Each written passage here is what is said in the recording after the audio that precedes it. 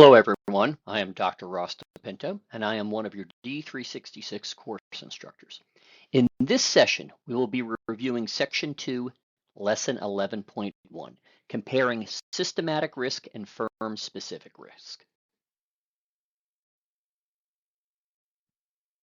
The reading material for this lesson can be found in the e-text in Chapter 5, pages 316 to 318, Measuring Systematic Risk. Even though this is a very short reading as far as the amount of pages, there's a lot of information to unpack, so we will go through it in detail. In this session, we will discuss firm risk dimensions, such as credit risk, bankruptcy risk, and macroeconomic factors that can impact the firm. We'll present a systematic risk overview, its definition, its characteristics, and some common causes. We'll discuss the measurement of systematic risk, which is the beta coefficient. We will define and discuss unsystematic risk, which is also known as firm-specific risk, and provide examples and diversification strategies. We will review the capital asset pricing model, frequently called CAPM, and market-based risk measurement. We'll show you a breakdown of the formula and how to interpret its components. We will review how to understand beta values.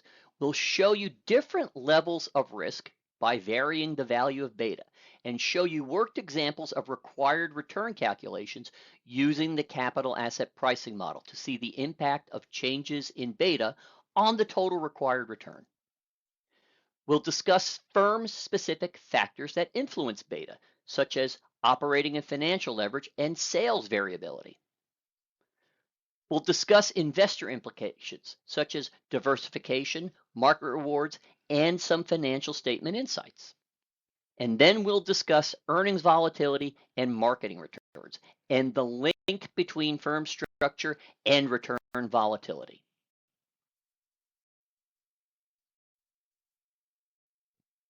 Let's begin by talking about some of the broader dimensions of firm risk. All firms are going to face some form of inherent risk. The two most common are credit risk and bankruptcy risk. Credit risk occurs when the firm takes on any kind of debt in its capitalization, and that risk is going to occur in its ability to repay its creditors. The second that any firm takes on is bankruptcy risk, and that is the ability for the firm to meet its obligations through its operating revenues and income. Beyond those inherent risks, firms are also faced with macroeconomic factors that they cannot control, things like recessions, inflation, interest rate changes, currency fluctuations, and unemployment. And a good example of a macroeconomic factor that had a very broad impact on firms is the COVID pandemic. Now, the impact of these types of macroeconomic risks are going to vary by firm operations. Meaning, are the firms more susceptible to these types of risks or less susceptible? And investors must consider the risks that each firm is facing when evaluating their equity investments.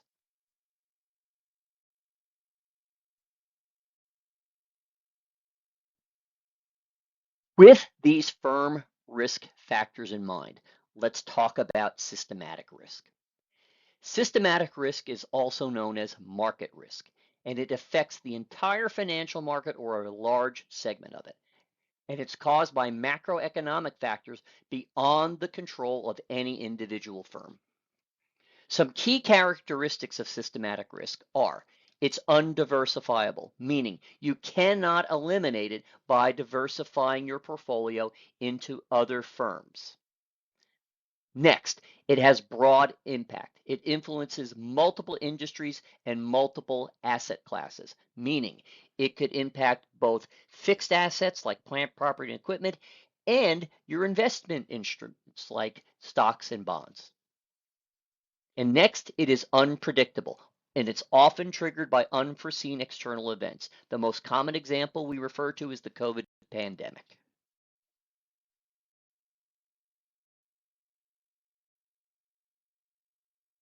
On this slide is a list of common causes of systematic risk. Things like economic recessions, inflation, interest rate changes, political instability, natural disasters, currency fluctuations, and rising unemployment. And what these items have in common is that firms that are affected by them have no control over them. But firms are going to be impacted by varying degrees depending on how they operate.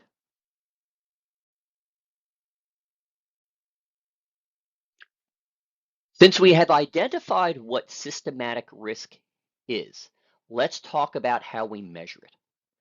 The beta coefficient is used to measure a stock's sensitivity to changes in overall market conditions, meaning the higher the value of beta is, the more systematic risk that the firm is incurring compared to the rest of the market. Firms that are more sensitive to changes in market conditions will have higher beta values. Firms that are less sensitive to changes in market conditions will have lower beta values. But keep in mind that firms are going to be affected differently by changes in market conditions based on their operations. And the example we go back to is the COVID pandemic. While the pandemic affected the entire economy, some firms were more affected than others. And a prime example we use here is that firms that heavily relied on in-person interactions were more affected by the COVID pandemic than firms that did not rely on those in-person interactions.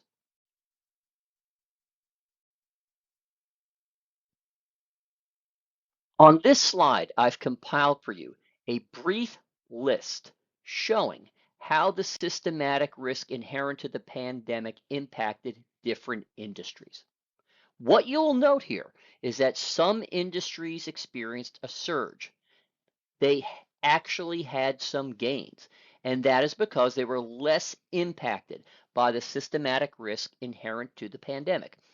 Some examples were e-commerce and online retail, video conferencing and remote work technologies, healthcare and pharmaceuticals, streaming entertainment, and home fitness and wellness. On the other side of that, we have industries that were affected heavily and experienced downturns. They were more impacted by the systematic risk related to the pandemic.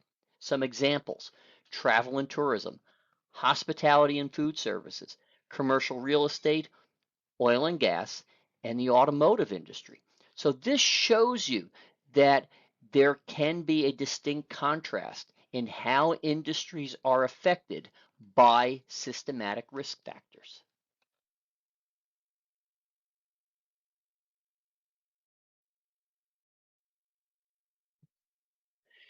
Since we have discussed what systematic risk is, now let's explore what unsystematic risk is.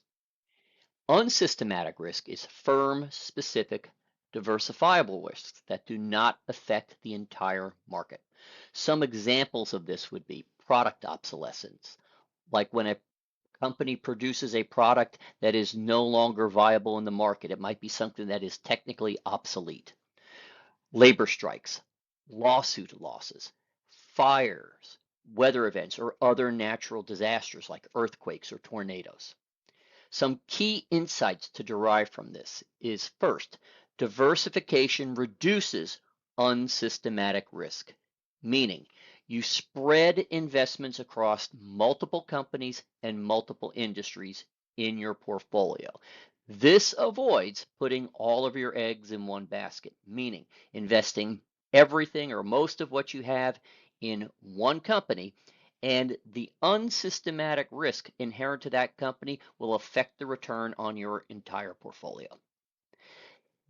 And going along with that is the second point. Investors are not rewarded for unsystematic risk. So concentrating all your investing activities in one firm makes that firm's risk your entire portfolio's risk.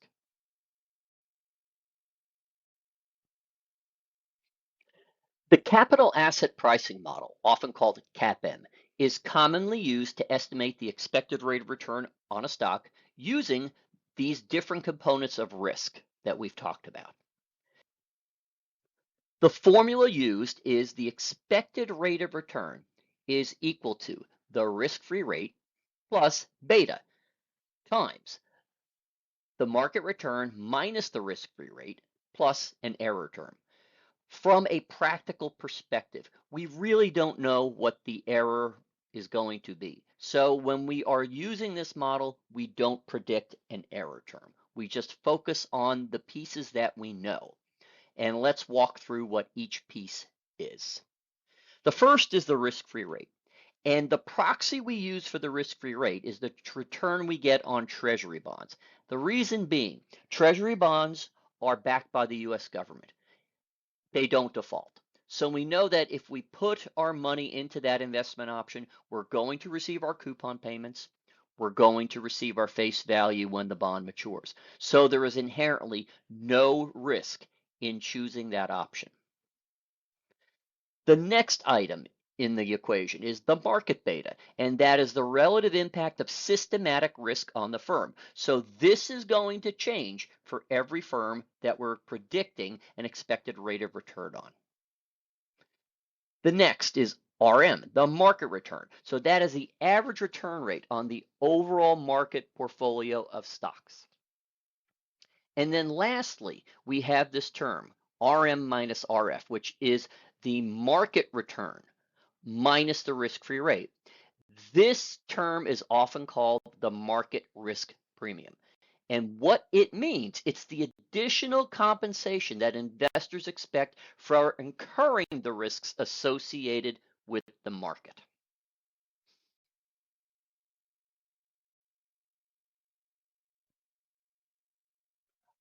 Now let's focus on understanding beta, because this is the value that's going to change as we start evaluating different stocks. So beta measures the relative impact of systematic risk, which is non-diversifiable, on the firm compared to the overall market risk. The baseline value for beta is 1, which is the average market risk.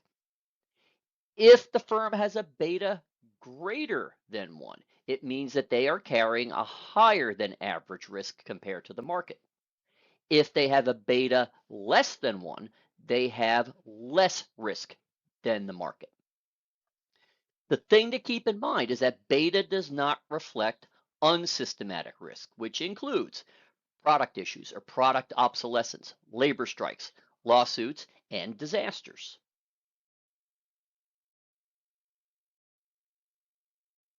While beta cannot directly measure firm-specific risk, there are firm-specific factors that are going to influence beta.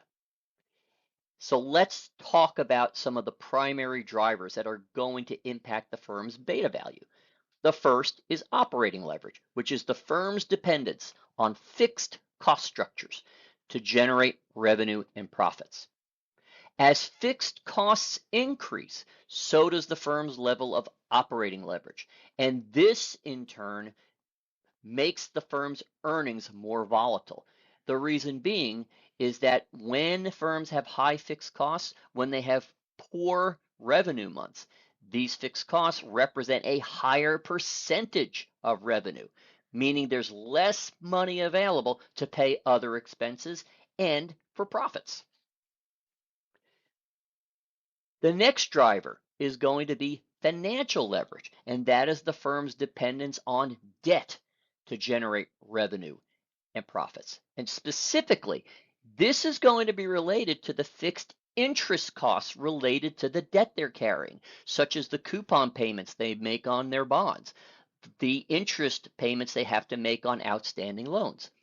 Just like these other fixed costs, higher levels of financial leverage means higher levels of interest payments that the firm must make. And regardless of how good revenue is or how poor revenue is, those interest costs are not going to change directly with revenue. So the higher these interest costs or the higher financial leverage is, the more volatile the firm's earnings are going to be.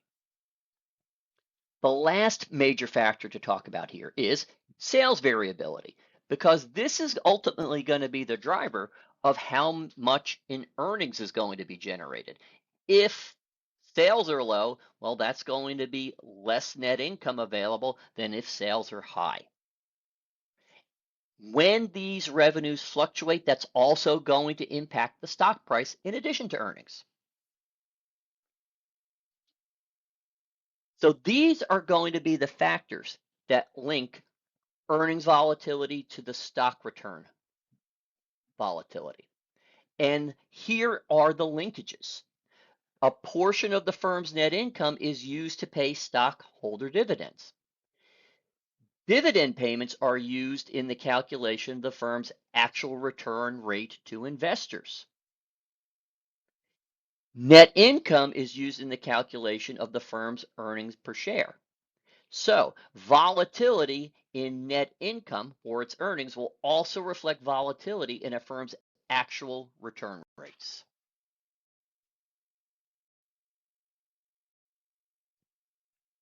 While we don't have a single standardized metric like beta to help us measure unsystematic risk, there are different methods we can use.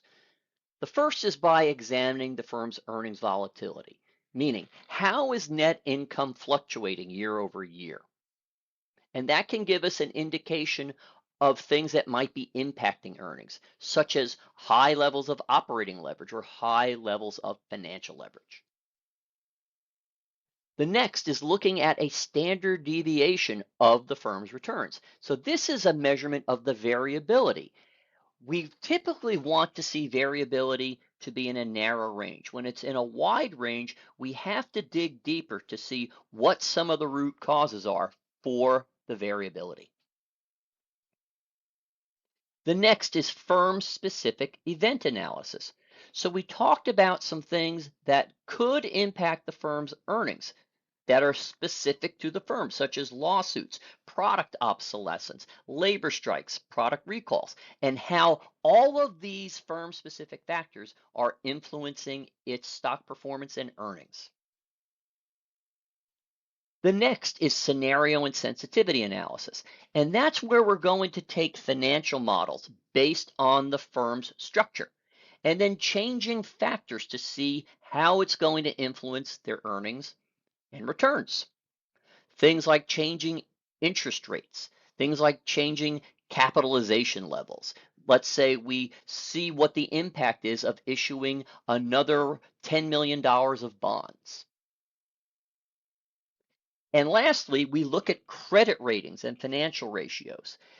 These are going to give us some very quick indicators of how changes in the firm's balance sheet and its income statement are going to impact the firm's risk.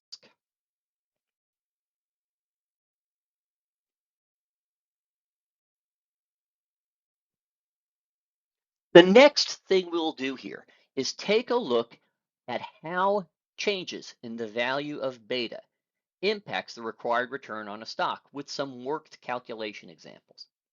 We'll be using our capital asset pricing model formula, which is our required return equals the risk-free rate times beta times the market risk premium.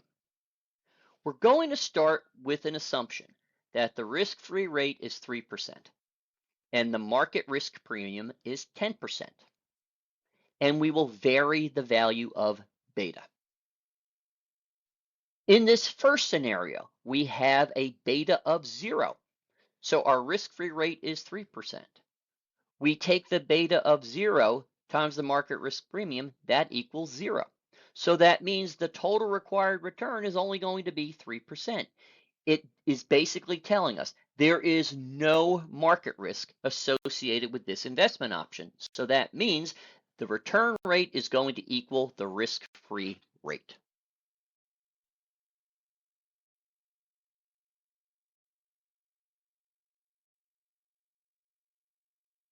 In this next example, we're increasing the value of beta to 0.5. which means it still has less risk than the overall market because the overall market has a risk factor of a beta equal to 1. In this case, we take our risk-free rate of 3% times 0.5 times our 10%. So this means the additional return we expect is another 5%, making the total required return on this investment option is 8%. So to summarize, it has half the market's risk. So we expect a moderate expected return. It's higher than the risk-free rate, but lower than the entire market risk premium.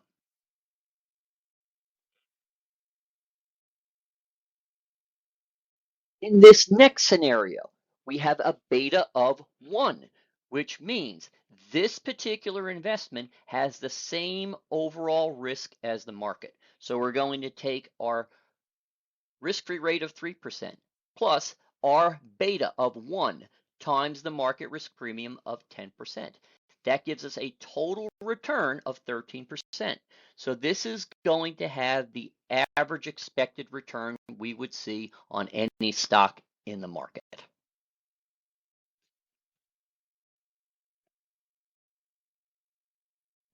In this last example, we have a stock with a beta of 2, which is twice the volatility of the overall market. So we take our risk-free rate of 3% times beta is 2 times 10%. That gives us a 20% risk premium here for a total return of 23%. So what do we know about the relationship between risk and return? The higher the risk, the higher the expected return. And this is what we're seeing here. This particular stock has twice the risk as the rest of the market. So the return the investor is going to expect is going to be much higher.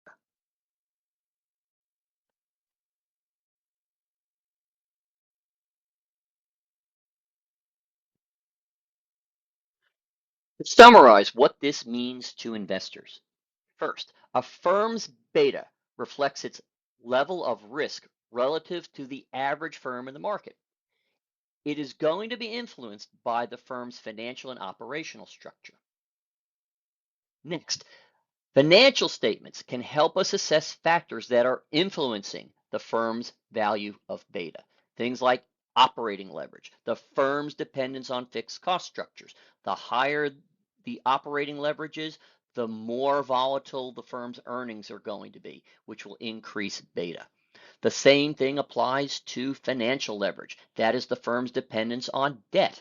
The higher the firm's level of financial leverage, the more volatile it's going to make its earnings and increase the value of the firm's beta. And lastly, sales variability. This affects the firm's stability in its earnings and ability to increase the value of the firm and pay its dividends. There's research that shows that there's a strong correlation between changes in earnings and stock price movements. And keep in mind, understanding these relationships is essential for valuing firms and assessing investment risk.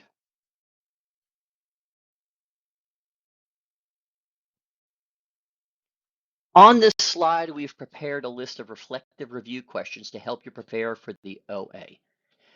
Please download the slideshow, and as you're reviewing this lesson, make sure you can address these questions.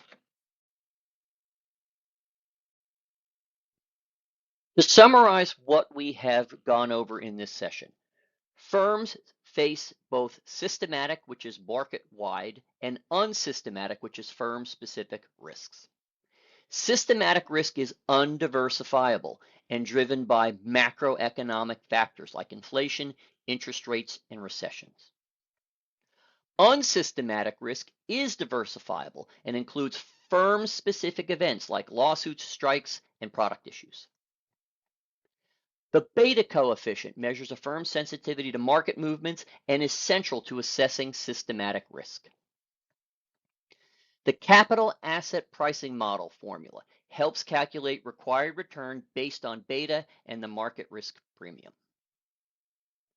Higher beta values imply higher expected returns due to increased market risk.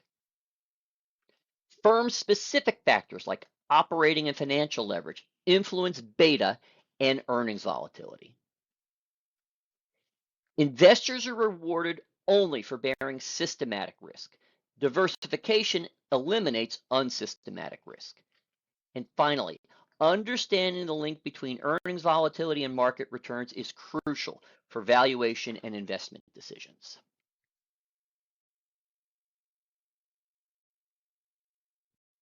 As you navigate the information in this lesson and the others in the course, make sure you're taking advantage of our course support resources. Make sure you explore your D366 Connect course community and the D366 course resources page.